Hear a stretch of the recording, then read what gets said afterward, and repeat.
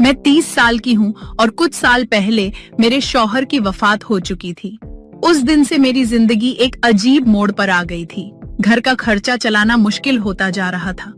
शुरुआत में मैंने सोचा कि दूसरों के घरों में काम कर लूं, कम से कम रोटी का इंतजाम हो जाएगा। लेकिन वहाँ भी एक और मुश्किल सामने आ गई। जिन घरों में मैं काम करने जाती, वहाँ औरतों के शौहर मेरी तरफ अजीब नजरों से देखते। वो नजर जो एक औरत की इज्जत को चूर चूर कर देती है। हर दिन मुझे एहसास होता कि मैं अपनी इज्जत खो रही हूँ। मेरा दिल रोता था, लेकिन मजबूरी थी, कुछ न कुछ तो करना ही था। एक रात मैंने सोचा, सबा, तुम्हें अपना काम करना होगा। दूसरों के घर में काम करके इज्जत खोना बेवकूफी है। क्यों ना अपना छोटा सा कारोबार शुरू किया जाए। अगली सुबह मैंने एक पुराना ठेला उठाया, उस पर कुछ ताजे खीरे रखे और निकल पड़ी गलियों में। पहले दिन मुझे बहुत शर्म आ रही थी। सोचा, लोग क्या कहेंगे, एक जवान औरत खीरे बेच रही है। लेकिन मजबूरी में इंसान क्या कुछ नहीं करता। दिन भर गली गली घूमती रही। कुछ औरतें रुकीं, कुछ ने हंसते हुए कहा, अरे सबा, तुम तो बहुत होशियार निकली। खीरे भी वैसे ही ताजा हैं जैसे तुम्हारी मुस्कान। मैं बस शर्माकर चुप हो जाती, लेकिन दिल में सोचती थी, इन औरतों की आंखों में अलग चमक क्यों है। रात को घर आई तो सो नहीं पाई। दिमाग में बस एक सवाल घूम रहा था, ये औरतें खीरे खाने में इतना मजा क्यों लेती हैं? क्या सिर्फ टेस्ट का मामला है या कुछ और भी? अगले दिन मैं फिर से ठेला लेकर बाजार निकल पड़ी। इस बार मेरा कॉन्फिडेंस थोड़ा बढ़ गया था। अब मुझे उतनी शर्म नहीं आ रही थी।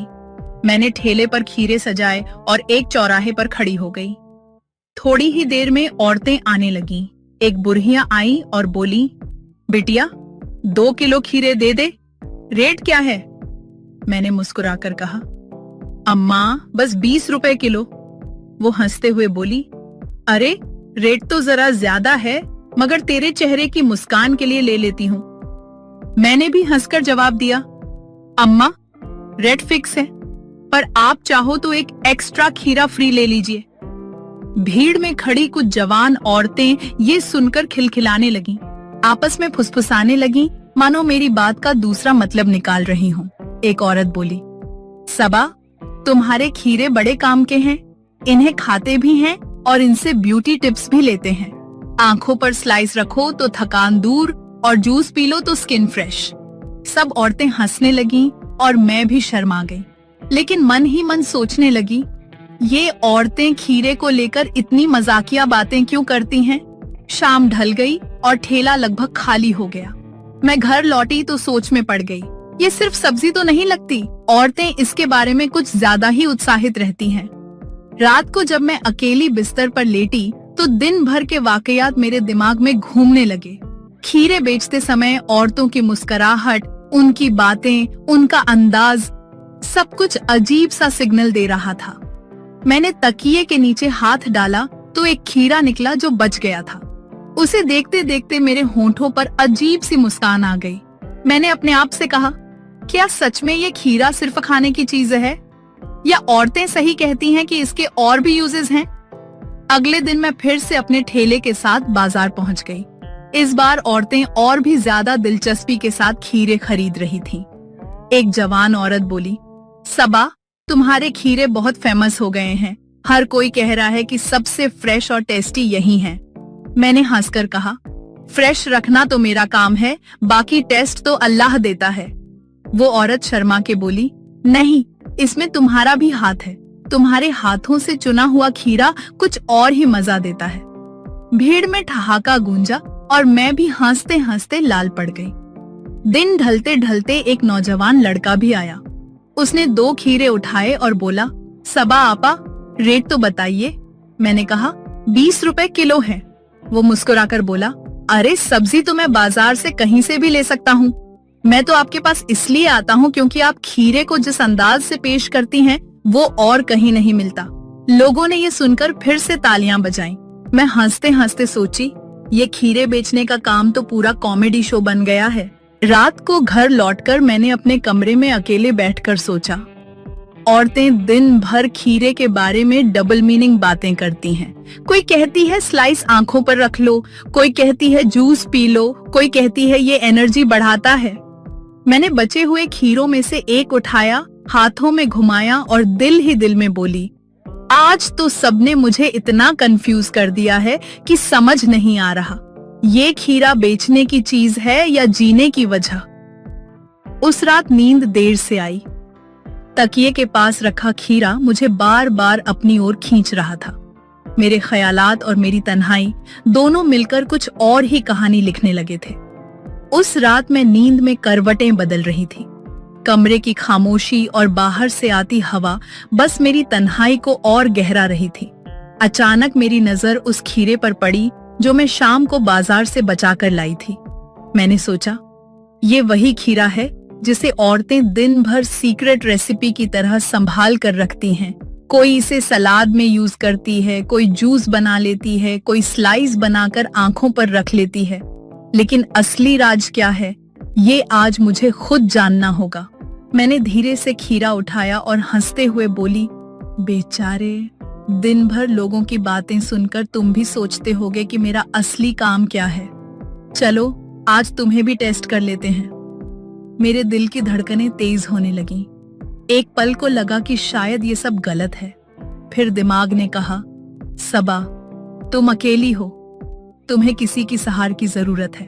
अगर एक खीरा तुम्हारी तन्हाई कम कर सकता है तो इसमें क्या बुराई। मैंने खीरे को हाथ में कसकर पकड़ा और आंखें बंद कर लीं। कुछ ही देर बाद मेरी सांसें हैवी हो गईं और चेहरे पर हल्की मुस्कान फैल गई। उस वक्त मैं समझ गई कि औरतें क्यों बार बार मेरे पास आकर खीरे ले जाती हैं और इतनी खुशी से पैसे देती हैं। असली बात तो ये थी कि हर कोई अपनी तन्हाई, अपना सीक्रेट उसी खीरे में ढूंढता है। और जब रात गहरी हो गई, आखिरकार एक खीरे को मैंने भी ले ही लिया। बहुत मजे का था।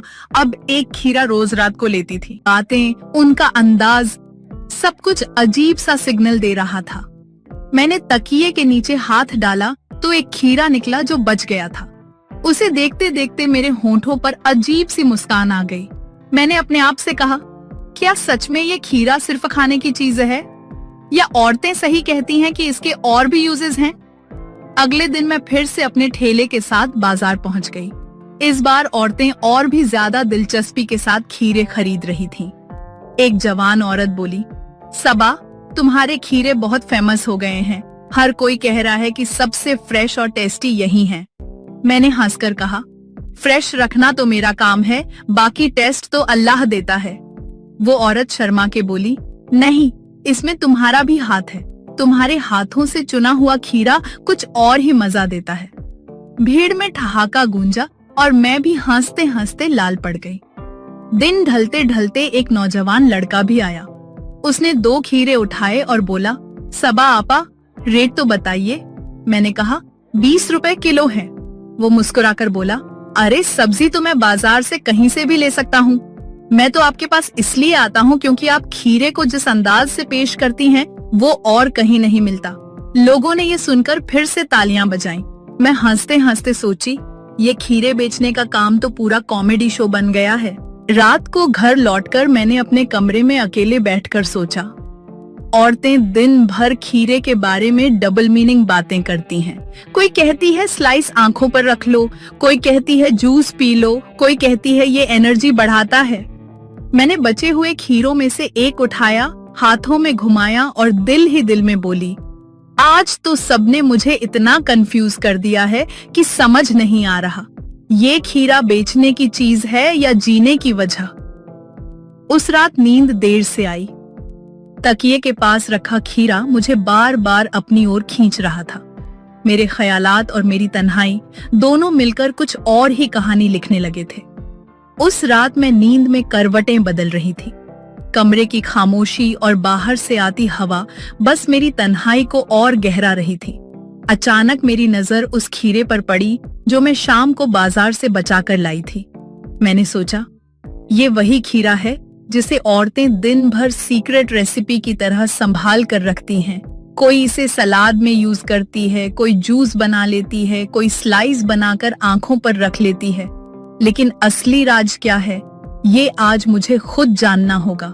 मैंने धीरे से खीरा उठाया और हंसते हुए बोली, बेचारे, दिन भर लोगों की बातें सुनकर तुम भी सोचते होगे कि मेरा असली काम क्या है। चलो, आज तुम्हें भी टेस्ट कर लेते हैं। मेरे दिल की धड़कनें तेज होने लगीं। एक पल को लगा कि शायद ये सब गलत है। फिर दिमाग ने कहा, सबा, तुम अकेली हो, तुम्हें किसी की सहार की जरूरत है। अगर एक खीरा तुम्हारी तन्हाई कम कर सकता है तो इसमें क्या बुराई।